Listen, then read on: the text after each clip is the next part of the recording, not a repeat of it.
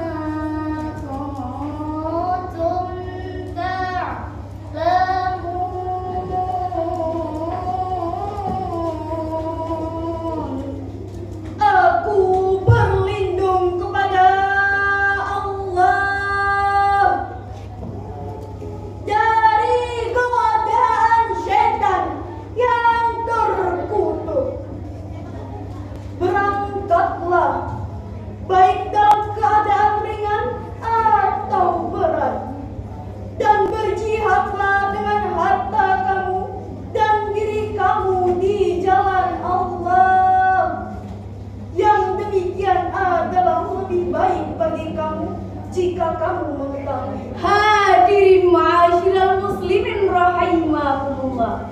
Profesor Dr. Muhammad Quraisyah dalam karyanya Tafsir Al-Misbah menjelaskan bahwa pada hakikatnya perintah untuk berperang sebagai salah satu makna jadi dalam ayat tersebut tidaklah dibutuhkan oleh Allah dan tidak juga oleh Rasulnya Muhammad Sallallahu Alaihi Wasallam, karena sesungguhnya Allah telah membela dan mendukung umat Islam ketika ia sendiri ataupun berdua. Namun jika kita mengetahui betapa banyak sisi kebajikan yang disiapkan oleh Allah bagi mereka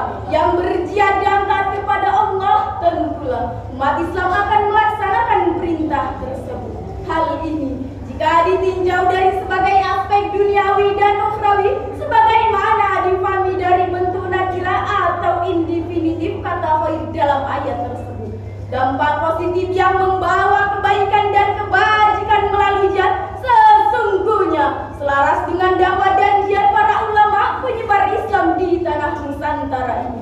Abdurrahman Masud menjelaskan bahwa Islam Indonesia memiliki dua model yang saling mengikat, yakni modal universal dan modal domestik. Modal universal adalah modal yang menyatukan Indonesia di bawah kepemimpinan dan uswatun hasanah Muhammad Rasulullah sallallahu alaihi wasallam.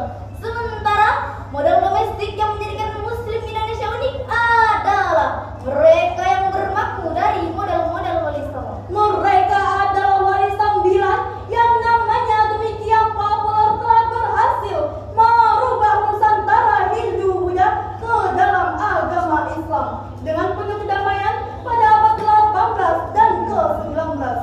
Dengan demikian, ungkapan yang menyatakan bahwa ajaran Islam pada abad ke-18 dan ke-19 berada di bawah bayang-bayang wali songo tidaklah berlebih-lebihan. Bahkan selama hampir 5 abad setelah periode wali songo, pengaruh mereka tetap terlihat dan terasa jelas hingga kini.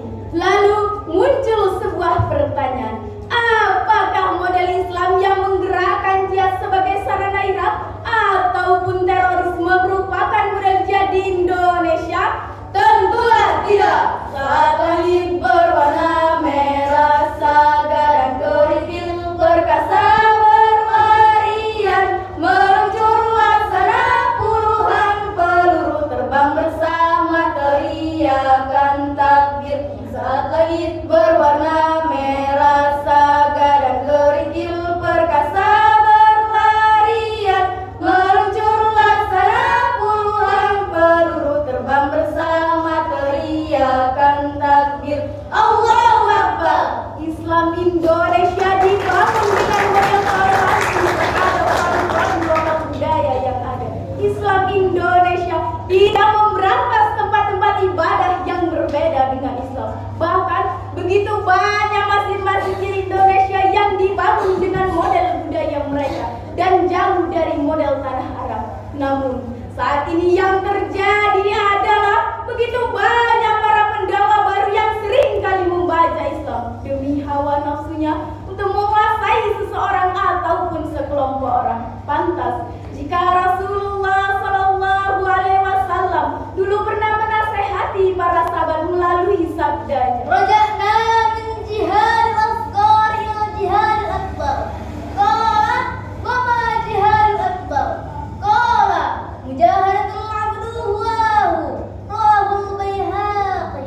Kita telah kembali dari jihad kecil menuju jihad yang besar. Para sahabat bertanya, apakah itu jihad yang besar? Rasul menjawab, seorang hamba berjihad melawan hawa nafsunya. Hadis riwayat Al-Baihaqi. hadirin ma'asyiral muslimin rahimakumullah. Inilah yang terjadi saat ini. Jihad tidak lagi memberikan dampak positif kepada semua orang berupa kemaslahatan dan kebaikan kepada setiap orang, melainkan karena nafsu al-hawa yang dikedepankan. Padahal Rasulullah Muhammad sallallahu alaihi wasallam diutus ke muka bumi ini adalah sebagai pembawa rahmat Allah kepada seluruh makhluk di muka bumi ini.